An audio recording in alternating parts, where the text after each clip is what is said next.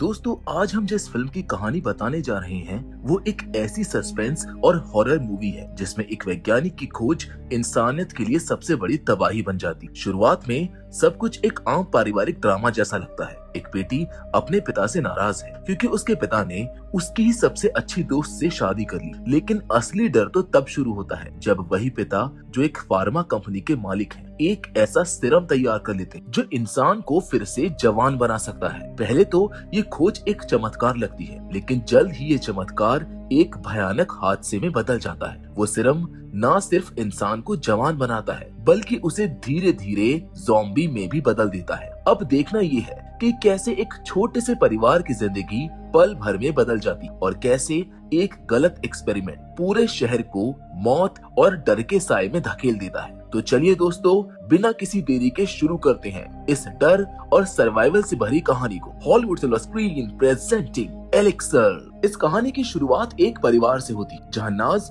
अपने पति और बेटे के साथ अपने पिता के घर जा रही होती। रास्ते में उसका पति रूट उसको समझाता है कि वहां पर जाकर तुम अपना आपा मत खोना और थोड़ा समझदारी से काम लेना। असल में नाज अपने पिता से बहुत नाराज थी क्योंकि उसके पिता ने उसकी सबसे अच्छी दोस्त करीना से शादी कर ली थी। यही बात नाज को अंदर से तोड़ चुकी थी। रूट उसको समझाते हुए कहता है, अगर तुमने ज्यादा गुस्सा दिखाया तो तुम्हें कुछ नहीं मिलेगा। वो औरत सब कुछ अपने नाम करवा लेगी। दरअसल नाज के पिता एक फार्मास्यूटिकल कंपनी के मालिक थे और खबर थी कि हाल ही में उन्हें एक बड़ा इन्वेस्टर मिला है जो उनकी कंपनी खरीदना चाहता है। अगर ऐसा हो गया तो पूरा परिवार अमीर बन सकता है। काफी मनाने के बाद आखिरकार रूड नाज को लेकर उसके पिता के घर पहुंच ही जाता है। अब कहानी दूसरी ओर जाती जहां नाज का पिता पिछले कई दिनों से एक अजीब सा फॉर्मूला बनाने में लगा हुआ था। उसका सपना था कि वो ऐसी दवा बनाए जो इंसान की जवानी वापस ला सके, यहाँ तक कि मौत को भी हरा सके। अब कई कोशिशों के बाद आखिरकार वो सीरम तैयार हो जाता है और बिना देरी किए वो खुद ही उस सीरम को पी भी लेता है। कुछ ही मिनटों में उसका असर दिखने लगता है। उसके चेहरे की झुर्रियां गायब हो जाती है, शरीर में ताकत लौट आती है और उसकी त्वचा फिर से जवान हो जाती है। वो अब पहले से कम 20 साल छोटा दिखने लगता है। आईने में खुद को देखकर वो हैरान रह जाता है। उसे विश्वास ही नहीं होता कि उसकी दवा इतनी असरदार निकली। अब वो बहुत खुश था और अपनी जवानी के मजे ले रहा था, लेकिन उसे जरा भी अंदाजा नहीं था कि इस दवा के भयानक साइड इफेक्ट्स भी हैं। उसके शरीर पर कुछ अजीब से घाव और निशान बने लगते हैं। वो जल्दी से अपनी पत्नी करीना के पास जाता है। करीना उसे देखकर दंग रह जाती है। उसका बूढ़ा पति अब फिर से जवान और उत्साहित हो गया था। करीना को समझ नहीं आता कि आखिर ये कैसे हुआ। तब नाज का पिता गर्व से उसको बताता है कि मैंने ये सीरम खुद बनाया है। इसे पीने के बाद मैं अंदर से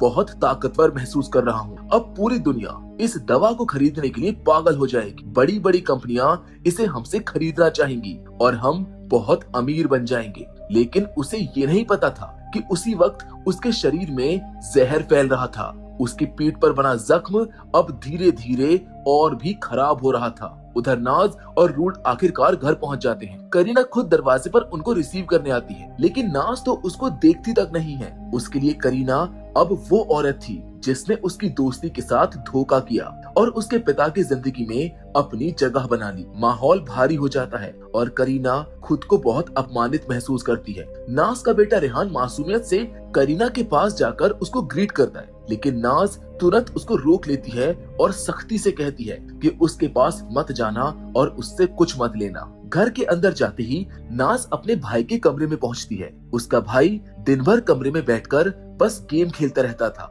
उसे ना अपने पिता की शादी से मतलब था, ना किसी और बात से। थोड़ी देर के बाद सब लोग ड्राइंग रूम में बैठते हैं। तभी नाज का पिता अंदर आता है। उसे देखकर सबके होश उड़ जाते हैं क्योंकि सबको समझ ही नहीं आता कि वो रातों रात इतना जवान कैसे हो गया। वो किसी को कुछ नहीं बताता बल्कि उल्टा सबको चौंका देता है ये कहकर कि उसने अपनी कंपनी बेचने का फैसला वापस ले लिया है। ये सुनकर सब नाराज हो जाते हैं क्योंकि सबको उम्मीद थी कि कंपनी बिक जाएगी और सब अमीर बन जाएंगे। तभी नाज का भाई गुस्से में कमरे से चला जाता है। पिता बाकी सबको समझाते हैं कि मेरा फैसला गलत नहीं है, अभी हमारी कंपनी घाटे में है, लेकिन जो मैंने बनाया है वही हमें दुनिया की सबसे बड़ी कंपनी बना देगा। वो सबको अपनी खोज दिखाता है, सीरम ऑफ इमॉर्टलिटी, यानी वो दवा जो इंसान को फिर से जवान बना सकती है और मौत को रोक सकती है। सभी हैरान रह जाते हैं। करीना कहती है कि तुमने वादा किया था कि रिटायर होकर अब आराम से जिंदगी बिताएंगे, लेकिन उसका पति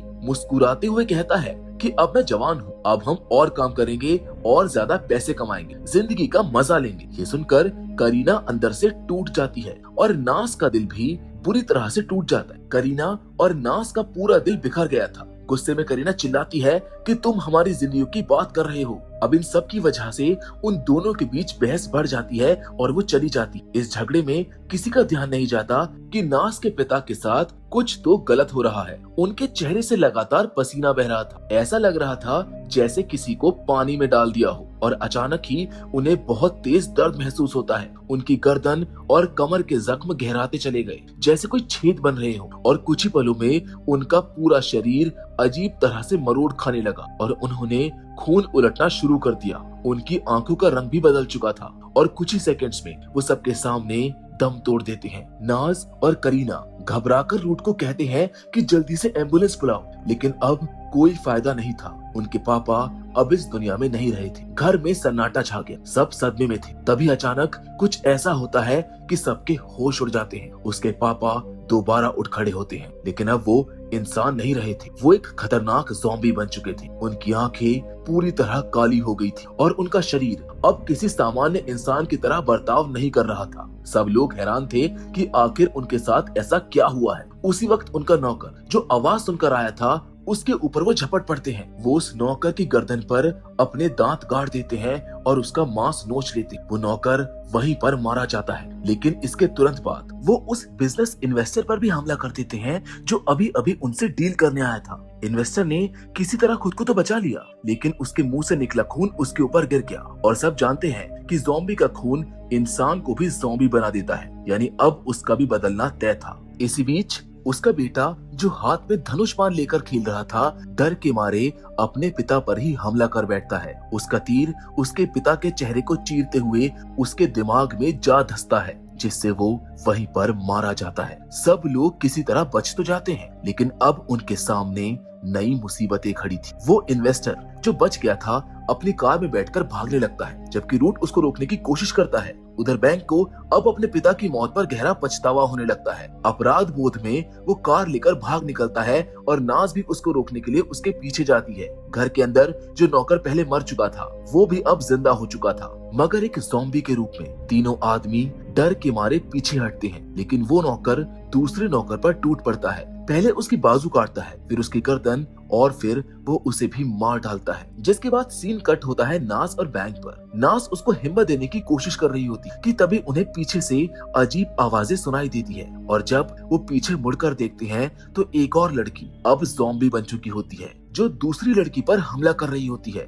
नाज जल्दी से कार से उतरकर उसको देखती है, लेकिन वो ज़ॉम्बी उसकी तरफ बढ़ जाती है। अपनी बहन को बचाने के लिए बैंक कार सीधा उस ज़ॉम्बी के ऊपर चढ़ा देता है, जिससे उसका आधा शरीर कुचल जाता है, पर फिर भी वो जिंदा रहती। अब घर में सिर्फ करीना, रूट, उसका बेटा और एक आदमी सैम बचे थे। ये चारों किसी तरह अपनी जान बचाने के लिए भागने लगते हैं। करीना जब अपने बेटे को लेने घर में लौटती है तो वो देखती है कि घर बिल्कुल खाली है, जबकि बाहर वही आधी कुचली हुई ज़ॉम्बी लड़की रेंगते हुए उसके पीछे आ रही होती है। दूसरी ओर वो इन्वेस्टर जो अब ज़ॉम्बी बन चुका था, अपनी कार से कंट्रोल खो बैठता है और एक शादी के कार्यक्रम में जा टकराता है। कार से उतरते ही वो वहाँ पर मौजूद लोगों पर हमला कर देता है और फिर एक एक करके सबको काटने लगता है। धीरे धीरे पूरी शादी में मौजूद लोग भी ज़ॉम्बी बन जाते हैं। चारों तरफ अफरा तफरी मच जाती है। इधर करीना का ग्रुप कार तक पहुंचता है, लेकिन ज़ॉम्बी बना नौकर फिर से उनके पीछे पड़ जाता है। अपने बेटे को बचाने के लिए करीना उसे पीछे धकेल देती है और खुद आगे बढ़ती है। वो कार के अंदर पड़ा एक औजार उठाकर ज़ॉम्बी के सर पर मारती है, लेकिन उस पर उसका कोई असर नहीं होता। और तभी अचानक बारिश शुरू हो जाती है और इस बारिश से ज़ॉम्बी कमजोर पड़ने लगते हैं। इस मौके का फायदा उठाकर सब किसी तरह वहाँ से भाग निकलते हैं। इसी बीच नाज किसी तरह रूट से संपर्क करने में सफल होती है ताकि बाकी बचे लोगों को बचाया जा सके। नाज अपने दोस्तों से पूछती है कि वो लोग कहाँ हैं और क्या सब कुछ ठीक है। सब लोग उसको बताते हैं कि वो सुरक्षित हैं। नाज उन्हें कहती है कि पास ही में एक सेफ हाउस है, वो सब वहाँ पर पहुँच सकते हैं। वहाँ पहुँचने के बाद वो और बैंग भी वहीं आने की कोशिश करेंगे। करीना, रूट और उसका बेटा जल्दी जल्दी वहाँ पर पहुँचते हैं, लेकिन जैसे ही वो उस घर के पास आते हैं उन्हें एहसास होता है कि ये पूरा इलाका ज़ॉम्बी से घिरा हुआ है। बहुत मुश्किल से वो लोग अंदर पहुंच पाते हैं, लेकिन उनका नौकर ज़ॉम्बी के हमले में मारा जाता है। उधर बैंक भी तेज रफ्तार से गाड़ी चलाते हुए उस जगह पहुंचता है जहां थोड़ी देर पहले शादी चल रही थी, लेकिन अब वहां का नजारा पूरी तरह से बदल चुका होता है। अब वहां पर मौजूद हर इंसान ज़ॉम्बी बन चुका था। उनकी कार की आवाज सुनकर सारे ज़ॉम्बी उनकी तरफ भागते हैं। अब उनके पास उन्हें कुचलने के अलावा और कोई रास्ता नहीं बचा था। तभी बच्चा नोटिस करता है कि दूसरी ओर से भी ज़ॉम्बीज आ रहे हैं। वो डर कर अपने पापा और करीना को भागने के लिए कहता है। तीनों किसी तरह एक कमरे में छप जाते हैं। तभी अचानक एक ज़ॉम्बी दरवाजा तोड़कर अंदर घुसने की कोशिश करता है। रूट उसको धक्का देकर बाहर करता है और जल्दी से दरवाजा बंद कर देता है, लेकिन अब उसकी नजर अपने जख्मी हाथ पर जाती है। उसे समझ आ जाता है कि वो भी ज्यादा देर तक इंसान नहीं रहेगा। वो जानता है कि अब वो भी धीरे धीरे ज़ॉम्बी में बदल जाएगा। अपने आखिरी पलों में वो अपने बेटे को गले लगाता है और कहता है अपनी माँ का ध्यान रखना। इतना कहते ही उसकी हालत बिगड़ने लगती है। उसकी आंखें डरावनी हो जाती है, शरीर में छेद बनने लगते हैं और वो बुरी तरह कांपने लगता है और कुछ ही पलों में वो पूरी तरह से ज़ॉम्बी बन जाता है और अपने ही बेटे के ऊपर हमला कर देता है।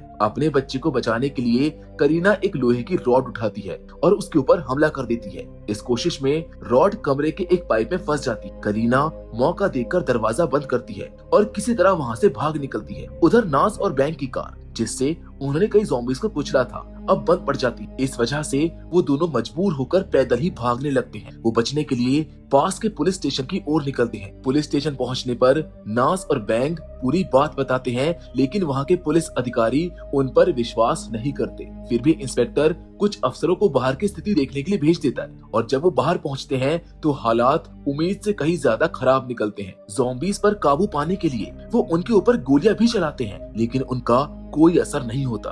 उल्टा ज़ॉम्बीज उनके ऊपर टूट पड़ते हैं। बड़ी मुश्किल से एक पुलिस ऑफिसर जान बचाकर वापस स्टेशन पहुंचता है और बताता है कि नाज और बैंक की बात बिल्कुल सही थी। साथ ही में वो ये भी बताता है कि अब सारे ज़ॉम्बी सीधा पुलिस स्टेशन की तरफ बढ़ रहे हैं। ये सुनकर सब घबरा जाते हैं और स्टेशन के सारे दरवाजे और खिड़कियां बंद कर देते हैं ताकि कोई ज़ॉम्बी अंदर ना आ सके। लेकिन तभी वो अफसर जिसे ज़ॉम्बी ने काटा था धीरे धीरे खुद भी ज़ॉम्बी में बदल जाता है और एक दूसरे पुलिस वाले के ऊपर हमला कर देता है। किसी तरह बाकी अफसर उसको पकड़कर लॉकर के अंदर बंद कर देते। बाकी पुलिस वाले दूसरे थाने में संपर्क करने की कोशिश करते हैं ताकि हालात बताए जा सके, लेकिन किसी से उनका कोई संपर्क नहीं होता है। इसी बीच करीना का कॉल आता है। वो नाज को बताती है कि उनके साथ मौजूद बाकी सभी लोग अब ज़ॉम्बी बन चुके हैं और अब सिर्फ वो और उसका बेटा ही जिंदा है। नाज उसको हिम्मत देती है और कहती है कि वो अपने बेटे का ध्यान रखे। उधर पुलिस वाले थाने की छत पर जाकर बाहर का नजारा देखते। अब पूरा शहर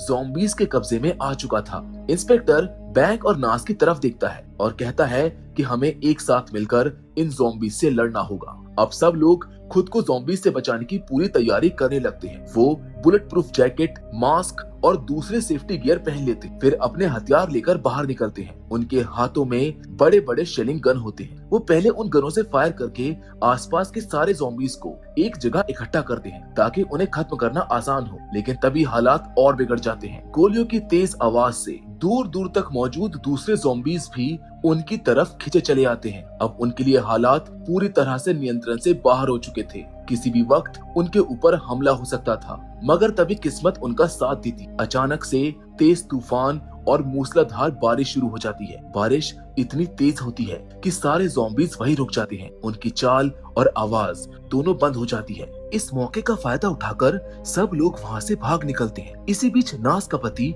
जिसे करीना ने कमरे के अंदर बंद कर रखा था, किसी तरह खुद को छुड़ा लेता है। अब वो पूरी तरह ज़ॉम्बी बन चुका होता है। वो घर के पास मौजूद और भी कई ज़ॉम्बीज को अपनी तरफ खींच लेता है। घर के अंदर करीना को नाज का बेटा और एक और लड़की मिलती है। अब तीनों की जान खतरे में होती, इसीलिए वो लोग घर से निकलने का फैसला करते हैं। बाहर आते ही दो और ज़ॉम्बीज उनका रास्ता रोक लेते हैं, लेकिन किस्मत से उन्हें पास में एक बाइक मिल जाती है और तीनों उसी पर बैठकर भाग निकलते हैं। उधर नाज और बैंग भी अपनी जान बचाने के लिए एक ट्रक में सवार होकर आगे बढ़ रहे होते। नाज की आंखों से आंसू नहीं रुक रहे थे क्योंकि उसको लगता है कि अब उसके पास खोने के लिए कुछ नहीं बचा है। लेकिन तभी दूर से उसे करीना और उसका बेटा बाइक पर आते हुए दिखाई देते हैं। उन्हें जिंदा देखकर नाज की खुशी का ठिकाना नहीं रहता, मगर उसी पल वो देखती है कि उनके पीछे बड़ी तादाद में ज़ॉम्बीज़ उनका पीछा कर रहे हैं। उन्हें बचाने के लिए नाज ट्रक को उन ज़ॉम्बीज़ के ऊपर चढ़ा देती है और कई ज़ॉम्बीज़ वहीं कुचलकर मर जाते हैं। लेकिन धीरे धीरे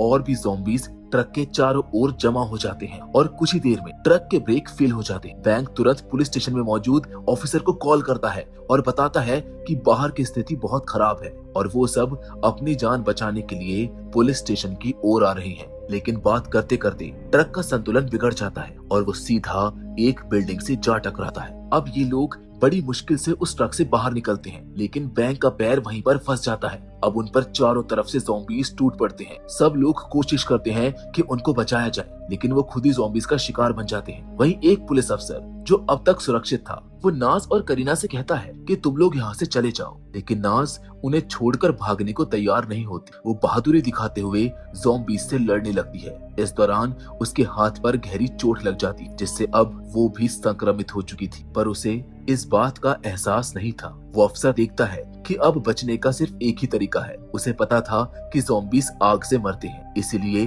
वो खुद अपनी जान की कुर्बानी देकर पुलिस स्टेशन को उड़ाने का फैसला करता है। वो विस्फोट करता है और उसी धमाके में आसपास के सारे ज़ॉम्बीज़ खत्म हो जाते हैं। अब वहाँ पर सिर्फ नाज, करीना और नाज का बेटा ही जिंदा बचे रहते। बाहर आते ही नाज को एहसास होता है कि उसके हाथ की चोट अब फैल रही है और वो भी जल्द ही ज़ॉम्बी में बदल जाएगी। वो अपने बेटे को गले लगाती है, अपनी सारी नाराजगी करीना से भूलकर कहती है कि मैं तुम्हें माफ करती हूँ, अब मेरे बेटे का ध्यान तुम्हें रखना होगा। इतना कहकर नाज खुद पर गोली चला लेती, जिसके कुछ समय बाद हम देखते हैं कि ज़ॉम्बीज़ के जले हुए शरीर इधर उधर बिखरे पड़े हैं। ऐसा लगता है कि फिलहाल ज़ॉम्बी वायरस ने इंसानों को छोड़ दिया है, लेकिन ये हमेशा के लिए खत्म नहीं हुआ है। सीन के आखिर में कैमरा एक दूसरे देश में जाता है, जहां नाज के पिता का पुराना बिजनेस पार्टनर दिखाई देता है। उसके पास भी वही दवाई होती है जिससे ये पूरी तबाही शुरू हुई थी। वो धीरे धीरे बोतल खोलता है और पूरी दवा पी लेता है, जिससे साफ पता चलता है कि अब ये ज़ॉम्बी वायरस एक नए देश में फैलने वाला है। और इसी रहस्य के साथ ये कहानी यहीं पर खत्म हो जाती। तो दोस्तों, मैं उम्मीद करता हूँ कि ये कहानी आपको पसंद आई हो। बाकी फिलहाल आज के इस वीडियो में बस इतना ही, लेकिन हमेशा की तरह हम आपसे जरूर मिलें, और वो भी एक और नई इंटरेस्टिंग कहानी के साथ। पर तब तक के लिए धन्यवाद।